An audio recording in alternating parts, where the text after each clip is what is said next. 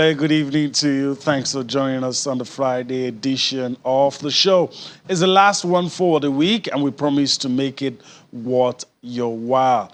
I'm Yemi Adebayo. I'm going to be taking through all the things happening in the fast-paced, spinning, and exciting world of sports. I'm excited here. As usual, I don't do this alone. I do it with my partner on the show, Austin Okonakman, who, by the way, is ready to go. Spotty greetings to you, Yemi, and of course our viewers joining us from different parts of the world. Always a delight to be on the show in London. I'm Austin Okonakman. Yemi, big night before the final of the UEFA Champions League. I tell you, conversations right here in the United Kingdom is centered around that, Champions League final between Liverpool and Real Madrid. And the guys here, they're telling Liverpool, take that revenge off your mind and just go out there and play football. We await the new champions. All right, we'll see. And of course, the CAF Champions League final flying under the radar. Of course, we'll talk about it as well. Some people have talked about how we seem to devalue our own competitions. And as we get on the show, you will understand why. Well, let me attempt a quick rundown of what to expect on the show tonight. The French Open will get our attention. Rafa Nadal and Novak Djokovic booked their place in the fourth round at Roland Garros. And of course, it looks like we might get to see both of them at the quarter-final stage if both win their fourth round matches. So mouth-watering clash to look forward to. We'll do that for you on the show. Austin already let the cat out of the bag. It's the big night, the day before the big day. The UEFA Champions League final, Real Madrid and Liverpool. 19 titles between both sides. Huge. Big night for football tomorrow in France. We'll see who wins. As we say, may the best team win. All right, we'll also talk about the Super Eagles of Nigeria as the rebuilding process begins under Portuguese tactician Jose Peseiro. And of course, he took charge of his first training session with the boys. We'll talk about all of that as we go on the show. We will not forget our own, the Nigeria Professional Football League, as we move close to the business end. We'll also talk about that as we move on the show. Let me pause a little and introduce our partner in the Lagos studio as we begin this conversation around the interesting things happening in the world of sports. Ikenna Okechukwu joins us now. Greetings to you, Ikenna. Thanks for being here. Beautiful Friday, beautiful weekend. It all comes to the climax tomorrow. And it has always been a beautiful week. AS Roma won their first title under Jose Mourinho. And the one interesting thing is that the Serie A, Jose Mourinho has been the only coach that has won 2 titles for Serie A, Champions League and Europa League in the past years. So, beautiful thing to see. And tomorrow, the big boys are going to end it all. So the season finally, for all we have been working on since August, will come to an end tomorrow. So exciting to discuss it. All right, very exciting to discuss all of that. Let's see if we can get Alfred Okoligbe with us. Here he's ready. All right, Alfred, if you can hear me, greetings to you as well. Thanks for being with us on the show tonight. Thank you very much, Yemi. Thank you very much, Austin. Of course, Ikenna in the studios. They're really excited to be here. It's a weekend that promises so much in terms of the beautiful game. For me, they're particularly excited about the Super Eagles coming back. You talked about the rebuilding process. I think the question for us is, where do we go from here? We can only one direction, that of rebuilding confidence. Perhaps maybe I'll start from not being able to go to the World Cup will really hit us hard in November when the World Cup comes around. But for me, these are just the necessary steps to take for us to find our feet again. All right, necessary steps to find our field. Let me yield the floor to Austin. Like I said, a new era begins. Jose Pizarro was kept secret. We always knew this was where we were going, even though we danced around it for a while. We're here now. It takes charge of his first training session. Unfortunately, some of the guys couldn't make it. Visa issues, injuries. But of course, the coach is saying, look, we'll make do with what we have. And in earnest, the rebuilding process begins. Yeah, that's the spirit. It needs to work with what he's got. Football fans in Nigeria, you can still tell they're hurting. Yeah, me, I've been, going through social media and people just even don't want to see this friendly against Mexico as a friendly. They just want Pizarro to start winning once again. Super Eagles players are cautious about it. Put out posts on social media because the comments are very, very, strong. Austin Eguavoen, whoever is handling his Twitter handle must be a very strong person because each time he tweets, Nigerians come out and, they drop a lot of, terrible comments. But it is what it is. They love their football. This is another opportunity, as Alfred said, to, see if these guys are truly ready to move on from not qualifying for the World Cup. So some players are already right there in Dallas, and Pizarro, who, is taking charge of the team for the first time. I said, look, guys, we need to, get it going again. He's been also, vocal on social media, saying he wants to take Nigeria to the level where the country belongs. Fourth AFCON title. So it's coming with the right vibes, and hopefully it will end well for him in his quest to, take the Super Eagles to the level where they should be. But I love the spirit already. Defeat humbles you. You must learn something from it. So these guys, you could tell their body language. They want to pick themselves back up. They want to make the fans happy again. And maybe this is the right approach. But this is just on the pitch. Administratively, Ikenna, are we changing? You said it really hurts not, looking forward to the World Cup while other teams are preparing. Ghana, Cameroon, they are all preparing for the World Cup while it really hurts. And I don't think anybody wants to see this friendly match at this point. But, hey, it's football. We have to move forward. So what I'm excited about is especially the guys from Rangers from Scotland, Aribo and Calvin Bassey, they are already in camp, which shows, they are excited to be with the team. They are excited to move forward. They are young. They are young players. They look forward. There is a future to look forward to. There is African AFCON qualifiers coming up soon. There is also the AFCON next year. So hopefully we will qualify and play. So it's a good way to start. At least the coach is on ground. At least he's starting with a friendly match where he can relax. Plot out his strategy. And let's say we've been here before. 2006, we didn't qualify for the World Cup. We are still here. So we will move forward. I wish the team well against Mexico and other friendly matches they are going to play. So it's a new day. It's a new dawn. So let's embrace it and move forward. That's my own take. Yeah. Well, a new day, a new dawn. Alfred, I don't know if it's really a new day and a new dawn, because with the comments I see on social media from Nigerian football fans, they're very corrosive. Is it truly a new day, a new dawn for the Super Eagles?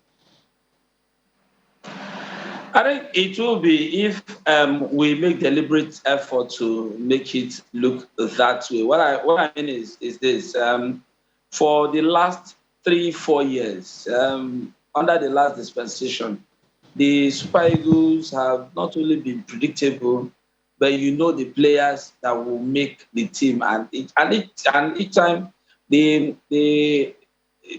defense that you always get is that these are top stars. These guys play in the top leagues in the world. Where else do you get players that will fit into that setting to have them play alongside these guys that we all know? I mean, there are certain players in time past that will just walk into that team and just pick up a shirt and play for you. So there's that level of we know who, and it makes the Super Eagles become very, very predictable.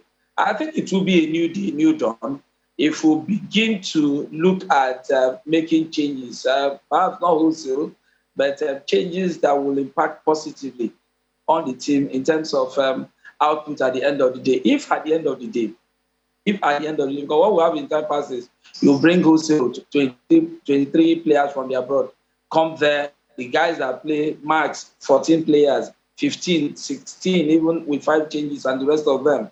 The rest are just lounging on the seat. And you ask, when are these guys going to, when we run into trouble, you look at the bench, where is the match winner? Where is the game changer going to come from? That level of, Super Eagles being very, very predictable. I will just look for ways of getting players and giving everybody a level playing field to give their to show what they can. And thank God that the set of players that they took to the Eagles, I was chatting with Chiamaka Madu a few days back. He said he just came there and the coach simply told them that there's nothing special about you playing in MPFL and playing abroad. This is the same football. Football understands only one language, and that is doing what you need to do to outwit your opponent. And that has given them a bit of confidence. I mean, these are guys that we watch week in, week out. We know the level of competence that a lot of them have, albeit the officials do not see it that way. And so it will be, if we make it a point of duty to have make the Super Eagles very, very competitive to get in. And when you get in, I'm particularly excited like Siri Desas, coming in for one. I mean, this is somebody that perhaps maybe 1 or 2 run out before we saw him in the finals of the Conference League. He's in camp for this one.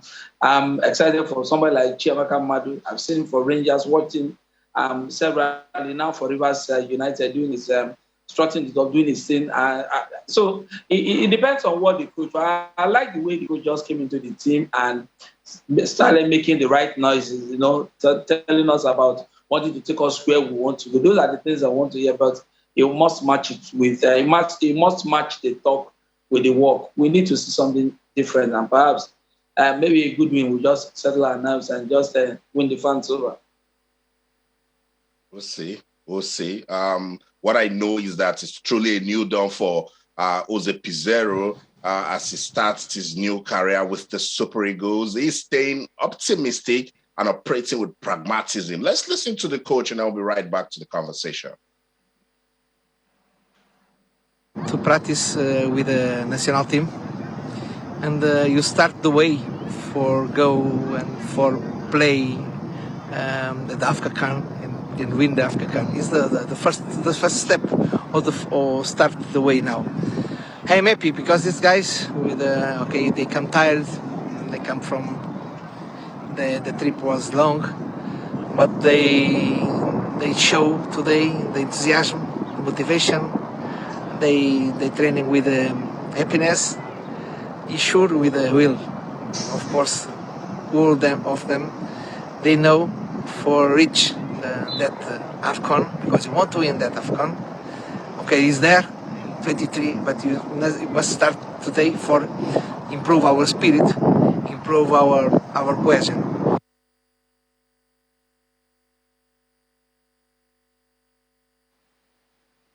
The right spirit, the right approach, already commending his players for making, the journey to Dallas. Yemi, he says he wants to operate with optimism and pragmatism. I like it. Are you feeling the vibes? I don't know about the vibes, but look, Ikena said it, Alfred said it, and you alluded to it. We are where we are. And the best we can do is to pick ourselves up, pick the pieces of whatever is left, and move on. I for one, would love a departure, because I really can't say much about the manager. I'd love to see his first game. I was telling Ikena off camera that I love his bubbly nature. I've seen that, and I like that. So it's going to be an interviewer's delight. I've seen that about him, even though there might be itches with the communications, but the fact that he's bubbly, that is good. But I want to see a departure from inviting guys and not to use them. I was telling Ikena, okay, now that we're having injuries, I'm happy in a way that, look, those guys from the domestic scene don't have to be sent back. Use them. Sure. He talked about Siri Desas, other goalkeepers that we have seen. Now that I guess maybe Maduka will not be there. I mean, try other people. That is just top of my wish list. then if we see that, then we'll see where we go from there. But that's the problem, the fans are better coaches, Yemi, and there are some players they just want to stay on the pitch. Friendly game or not, when they don't see those players and you don't get the results, they start crying. But Ikenna, the Super Eagles, are they in a position to experiment at this time? They are free to. They are really free to. Especially when it comes to the players that have played a lot of matches. For example, Joe Aribo. Joe Aribo has played up to 60 games this season. I think he deserves some rest. There's nothing wrong in coming to camp, interacting with others, have that camaraderie spirit. But at least you should give him a rest, even if he's going to play him for a few minutes. Let's see new people. I was thinking about why didn't the 2006 missing the 2006 World Cup, why didn't he hold so much? I now remember that 2005, that same year, we played the under 20 and we got to the semi-final. In fact, we got to this final when we lost to the Messi-inspired Argentina. So with that group of players, Nigerians had hope that, even if the Super Eagles are going, the coaches are going, we have Mikel coming in, we have Tai Tai. So it didn't hurt that much. And 6 months down the line, we played the Nations Cup. So, but this one, we are going to sit down, watch the World Cup, then now wait another year before we play the AFCON. It's really going to hurt. But right now, what needs to be done is we need to see new set of players, because when Raw was, it was as if people will come to camp, pick a shirt and just play the game. So right now, we need to see that competition. We need to see people come in and contest for a shirt. If you're not doing well, the next person will take over your position. That's what we need to see. We need to see that competitiveness in Super Eagles. I think it's good that it's starting with a friendly match. Like I said before, it's good that starting with a friendly match. And Mexico is not going to be a walk in the park. So let's see how it does. Let's see if we are going to depart from that. Like Yemi said, when you call people to come, 23 players, 25 players, you don't use them. They all sit there and go home. So we have 2 friendly matches to play. Let's see the players. Let's see a change in the squad. Let's see a change in the attitude from the bench and from the players. So we have to be hopeful. That's nothing we can do. I think we are Nigerians. We have to be hopeful and we have to support them. So that's it. Let's give you some more information as regards that friendly game between Nigeria and Mexico. That game will be played tomorrow, 7 p.m. Texas time, but 1 a.m. on Sunday, Nigeria. So, Yemi, hardcore football fans, if this result does not go well, it will be difficult to go back to sleep. It will. It will. It's 1 a.m. definitely on Sunday in Nigeria. So let's stay up and support the Super Eagles of Nigeria. Team captain Trust Ekong has been speaking also about this friendly game. Let's listen to it. From long travel here in Dallas, it was amazing to meet the coach and the new coaching crew. Training was good. Great to see there's a lot of home-based players here as well who have a chance to show themselves. And everyone's in a good spirit. We're waiting for 1 or 2 more later rivals, and we're preparing well for the game against Mexico. It's been a tough few months, I think, for all of us. It's a big heartache, and we have to keep it moving. I think you have to, when you fall down, you have to stand up again. And this team's done it before, and we'll do it again.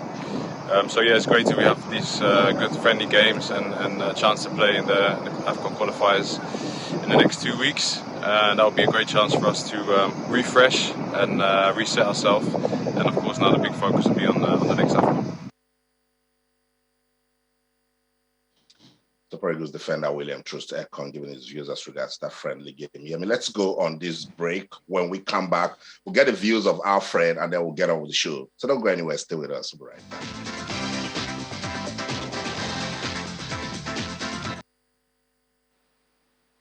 Welcome back to Sports Tonight on Channels Television. We're talking about that friendly match that will be played tomorrow between Nigeria and Mexico. The guys in the studio, the same ways that the Super Eagles can use this to get back to winning ways. That's the vibes that the new coach, Jose Pizarro, is also giving. But I insist that that's not the vibes that we're getting from the fans. They're still hurting that the team didn't qualify for the World Cup. So, I don't know. You guys right there in Lagos, what's the mood like? How are the fans taking this friendly match? I want to go to Alfred, but I'll speak first. Not as a journalist, as a fan. That Mexico game, I'd better be good. That better be good. First, the time. A lot of people probably watching that game just for patriotism. And if somebody stays 1 a.m. And he watches the game and he feels he would have been better off sleeping. I mean, it's going to... The excitement is low. We have to be serious. We are talking about it because we have to. It's our job. Plus, we're patriotic and the passion is there. But on Twitter space everywhere, there are a lot of talk about the Champions League and all other, the Super Eagles game, not really up there. I just spoke like football fan, reality check. But let me get Alfred's thought on all of this. What do you think the fans are saying? What's the word on the street?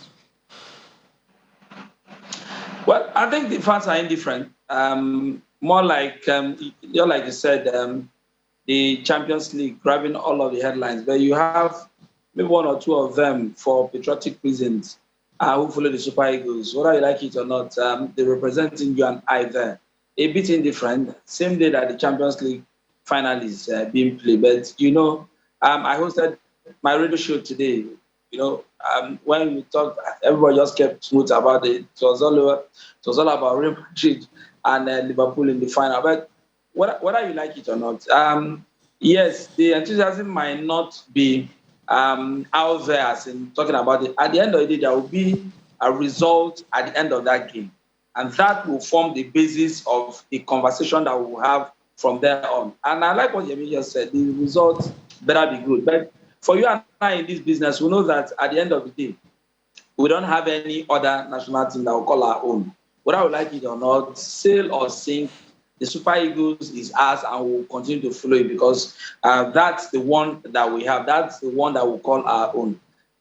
From the patriotic standpoint, I think if the result is not too adverse, if you see a team, you see a game that will see a team fighting, perhaps a bit more technical, playing something that will impress us, that will give us, will say, okay, this is a breath of fresh air. I think it will, irrespective of result, Nigerians will take it that way. But if it's still same of the same, that tepid performance that you get of the same people that we used to call, and this is a new manager. And I guess the reason why some of these players who are supposed to be resting that were invited came is because it's a new manager. And you know what about new managers? You have to really warm yourself to the manager, or else you look elsewhere, get somebody else that can do the job and does it very well. Hey, you might be spending some time on the bench, irrespective of your reputation. So that new manager bounce is something that I'm counting on. If can just do something that will say, okay, you know what? I think these guys have given us something to talk about. There is something that we can look forward to. I think it will compensate for all of the lukewarmness that the fans are according to this game. All right. We can spend the whole day talking about the Super Eagles, but we have to move on. Let's talk about Nigeria Professional Football League. Let's look at match day 30 fixtures. I'll start with the Ike, and once I reel out the fixtures, I want to get the thoughts.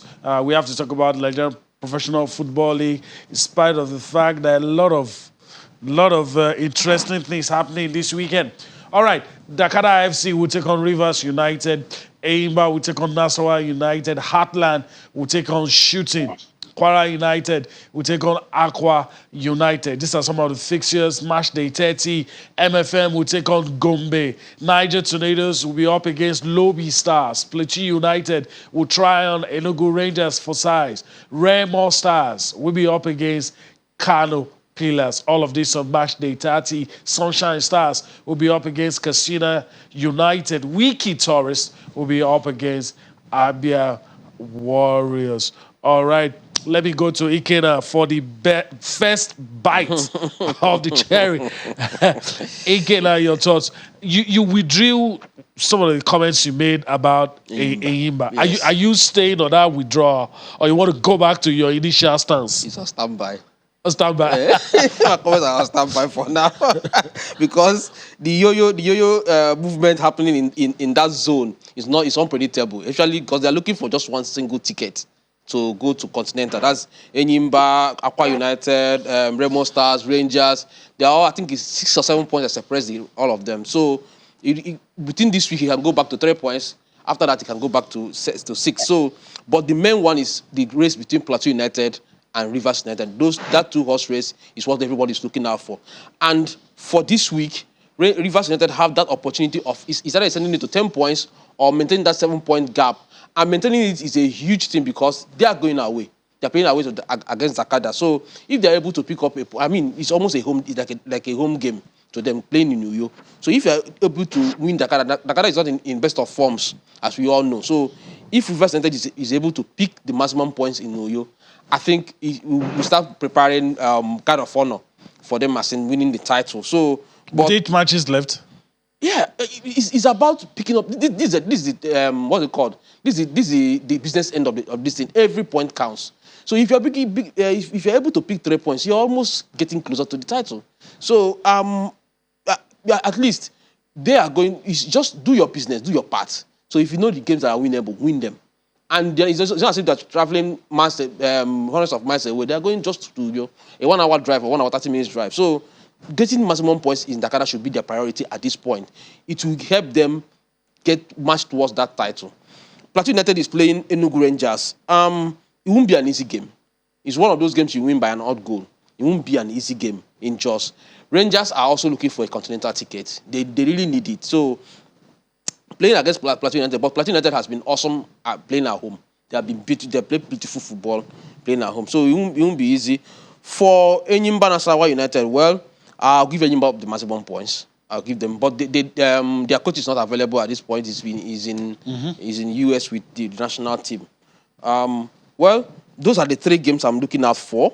Dakada, Rivers United, Enyimba Nasarawa United, and Plateau United, Enugu Rangers. So I believe that Rivers will get the maximum points, Enyimba will get the maximum points, and Plateau United, I'll give them the points, but it's not going to be an easy game for them in Jos. Okay. It's live on TV. We can always play back to listen. All right. Let me go to Alfred. I don't know which ones you love to pick. I also want to factor in the bottom of the table. Ikeda didn't touch that. Do you feel the fate of teams like MFM is sealed or things can still happen for them? Well, it depends on what teams around them. Before I come to that relegation battle, I heard Ikena say something to the effect that Rivers United will pick maximum points or Dakada. Dakada has claimed some very big scalps. Plateau United, one of them. Heartland, one of them. Some very big teams that you think will go to you and get points against Dakada somehow have been humbled by this team. I mean, it's a potential banana skin for me, if you ask me. Now, how can Rivers United cope without the league's highest goal scorer? He's presently with the Super Eagles on international duty. Chiamaka Madu is one of the first players that will pick starting lineup in that Rivers United team. So it depends on how they adapt. Now, because this is the business end of the season, getting away wins have become something of looking for dinosaurs these days. It's become very, very difficult. Teams around that bottom areas are struggling for survival. Dakada is not even that safe as in Tusoke can afford to lose at home. So it's a potential banana skin. When last did the Rivers United win on the road, it's becoming pretty difficult. So they just have to guide their lungs in this game. I don't think it's a straight walk in the park for Rivers United. Now going to the bottom for MFM, it's been a big battle. Now they play in Ijebu. I think we get tourists also. For Heartland of Owerri, they will play Shooting Stars of Ibadan. Now last weekend, we expected that against MFM, Shooting will back maximum points. We heard all of the stories of people who were attacked. And one of the reports had it that a certain official was the one who caused them the game and got slapped because somebody would have won 50 million naira, is it 5 million naira? So for Shooting, that point that they dropped at home might just be something that they are mid-table, a bit safe, but you know how the NPFL is, how tight it is at that middle. One adverse result, and you might find yourself in a situation where you don't like. For Canopy Pillars, they got that win. They got that win against for the Richard, a game that was Only 11 minutes to play. How Katsina United lost that game still beats me. Kano Pillars got that win, and it's somewhat of a reprieve for them. But hey, the Remo Stars will move back to third if they beat Kano Pillars and Rangers fail to get points off Plateau United. That's how delicately between Rangers and Remo is this week.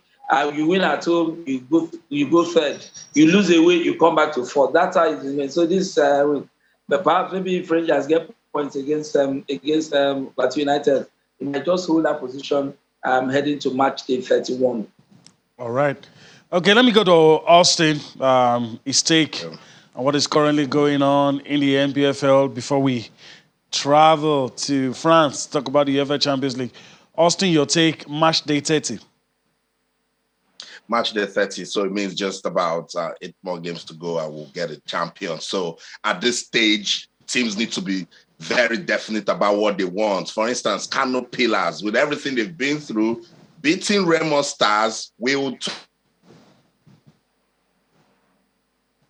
on the 6th zone, because you hear me? If you take a look at the league table from the teams that are from 11th to even MFM that is at the bottom, it's very dicey, and that was what Alfred was trying to explain. So teams like Abia Warriors, Nasarawa United, Niger Tornadoes, Wiki Tourists, you don't want to play them now because they want to get to the safe zone. It's not to say that Shooting Stars or Sunshine Stars, if they don't get the right results, they won't drop. They will drop. That's what makes the league competitive. But before you guys start saying, oh, because I love Aqua United, there's an interesting battle going on in 4th, 5th, and 6th between Remo Stars, Aqua United, and Kwara United. Kwara United will host Aqua United in Ilorin, and we know that in Ilorin they are almost invincible. So it'll be good to see how that will end, because Aqua United are 5th on the log with 44 points. Kwara United are 6th on the log with 43 points. Should Aqua United get a result of any sort from Ilorin, to do a lot of good to their position on the league table and leave them to consolidate. But I'd like to see Kano Pillars prove a point. I'm not disrespect to Remo Stars. They've been my team of the season already. But to be good to see Kano Pillars stamp their authority, show that they shouldn't be where they are at the moment on the league table, and prove that they really want to stay in the league. Okay, all right, that's our take on the Nigeria Professional Football League. We'll be back next week to take a look at some of the predictions from the guys and how everything turns out on match day 30 in the Nigeria Professional Football League. Let's go to the big one, the elephant in the room. That's the UEFA Champions League final. Real Madrid and Liverpool. Who's going to win? Who's going to add another trophy to the cabinet where trophies are kept? All right, let me just go to Ikena, the biggest football tournament, or let me say the most prestigious. Lucrative. And that's it. Liverpool, Real Madrid. Its time is 8 p.m. Venue is the Stade de France in Paris tomorrow. Your thoughts? Before we go into that, I would sincerely love to talk about the CAF Champions League that's going to happen this weekend too. Okay. But it has been pushed to Monday because the CAF president wants to be here to watch the UEFA Champions League. It shows you how we devalue our own tournament, our own football. How can you play a final of such a big tournament on a Monday? And for what is worth, there were controversies about the venue in the first place, going to Casablanca to play in the home of Wydad Casablanca, when you know that they are going to play in. I mean, we should be planning for these things. We should planning. It's an European competition. No matter how big it is UEFA. This is ours. It should be CAF. So we should be looking forward to our own. What we commended CAF for what they did during the African Nations Cup. How they made so much noise on the social media platform. We were trending every day. But it's like everything has gone quiet because of the UEFA Champions League. We are not Europeans. We are Africans. We should be proud of our own competition. We should plan and make sure that our competition gets to that level too. Mm-hmm. I mean, imagine Copa America postponing their own tournament just to watch. I mean, it doesn't make sense to anybody. But be as it may, the UEFA Champions League is huge. It's here. We will discuss it all. But it's going to be a very, very tough game. They have been here before, both teams. They have been here many times. And I think the last time they met, the first time Real Madrid ever lost Champions League was to Liverpool. And same venue, Paris. So it's going to be Liverpool is the favourites going into this game. They are the favourites. Madrid is for they are now regarded as the underdogs, which is quite funny, seeing them in this. But it is what it is. Liverpool are favourites going into this match. Tomorrow it all comes to an end. That's the final game for the European Champions League. Wow. It's too early to start. We'll still go into discussion, but it's an exciting time to see both teams play. Okay, exciting times ahead tomorrow in the final of the UEFA Champions League. Two very strong teams are on the continent, Liverpool and, of course, Real Madrid. We're going to see who wants it more. Let's see if we're going to go on a break. Let's go on a break right about now. When we return from that break, we'll pick it off from where we left it, talking about the UEFA Champions League. All right, welcome back. We're on the home stretch, and we're talking about the final of the UEFA Champions League. And as it is, we will not be able to talk about the French Open, but let's see how far we can go. Let me go to Alfred quickly. We're not going to have much time to discuss about it, but final between two great teams. Who do you think will emerge winner tomorrow? And will whoever wins be a factor when the Ballon d'Or is being awarded? I think there's so much riding on this match. Just took the words out of my mouth. The Ballon d'Or is one of them. And so this is a matchup between the most successful team in Spain in terms of UEFA Champions League, in terms of winning the league, and the most successful team in this competition in England. Talking about Liverpool, they've won more titles than any other team in the EPL. Talking about with the relation to the Champions League, we thought at some point it's only the Champions League that they can win. They can't win the league, but since the arrival of Klopp, all of that has changed, and they've become such a winning machine. I'm particularly excited about Liverpool's front because the fulcrum of that team is anchored on African players. If you look at that Liverpool team, you find a preponderance of African players, from Mane to Mohamed Salah, Konate in the mid. Just name them. These are born players who not only have the skill to excel, who have the vision. And Liverpool have shown over the years, especially the last 2 years, that they are a well-oiled team in terms of how they play. And for Real Madrid on the other part, for me, how they got to the final still beat me. I thought they would have been knocked out by Pep Guardiola and Man City. How they came back from that just tells you that when it comes to the Champions League, the Merengues are the best in the business, and the swag is just there. And the comments coming from their camp is that they feel hot that Mohamed Salah said they prefer to play because he's sure they're going to be Madrid. They see it as a sign of they prefers to play with Madrid. They see it as a sign of disrespect, and they've been playing up on that.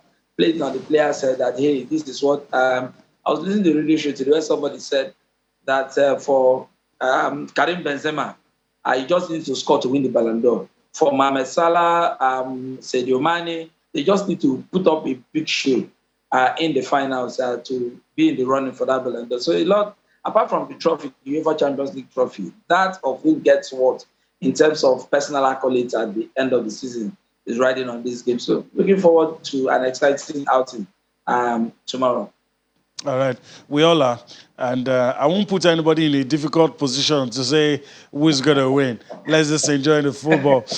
All right, let's listen to Liverpool manager Jurgen Klopp. Then, of course, we get back to Austin to help us fill the pulse of the fans on the other side of the wall. But first, here's Jurgen Klopp. Mood is good, very good. I'm really excited about being here now. getting a feeling for a stadium, for the location, and yes, that's all good. And yeah, it looks good for both. Thiago, Fabinho trained completely normal. Thiago trained yesterday with the team, will train today, and then we go from there. In the moment, we are more in the mood to prepare that we can give them a real game, a proper fight. Yes, you're right. It's the most decorated club. It's a team where some players can win it the fifth time. It's a team where the manager can win it the fourth time. It all says a lot, obviously. So we cannot buy this experience now or get it overnight. The only thing I can say, we feel we have not the same experience, but we experienced meanwhile as well. We are here the third time in 5 years. That's special.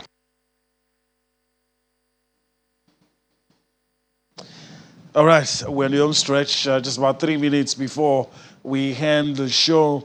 Also, let me come back to you, Jurgen Klopp. The most important thing of all that he said, Thiago is fit, Fabinho is fit, both guys are ready to play. That's the kind of news any Liverpool fan will want to hear. And Carlo Ancelotti also saying that the fact that we have more time to train and also to rest will not be a factor. How do you marry these two statements as we prepare to wrap things up on the show?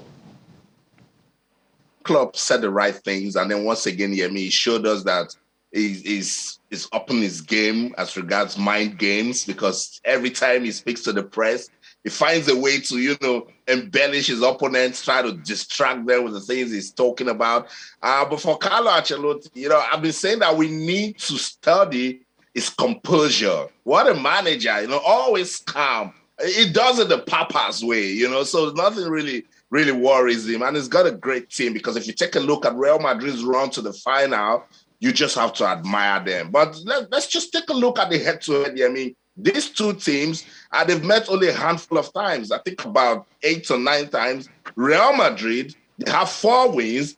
Liverpool, 3 wins and 1 draw. So it tells you we've got a competitive final in our hands. And it doesn't come any better than Liverpool and Real Madrid. So we'll go to see how it is. But in the last 4 Champions League fixtures, Real Madrid, they've gone on to beat Liverpool both times in their group stage games in the 2014 and 2015 tournament. And let's not forget that they also met in the 2008 and 2009 round of 16, and Liverpool won the first leg 1-0 and the second leg 4-0. So it's tied. And taking a look at the stats, and wow, loads of titles right there for Liverpool. 1990, 1977, 78, 81, 1984, 2005, and 2019.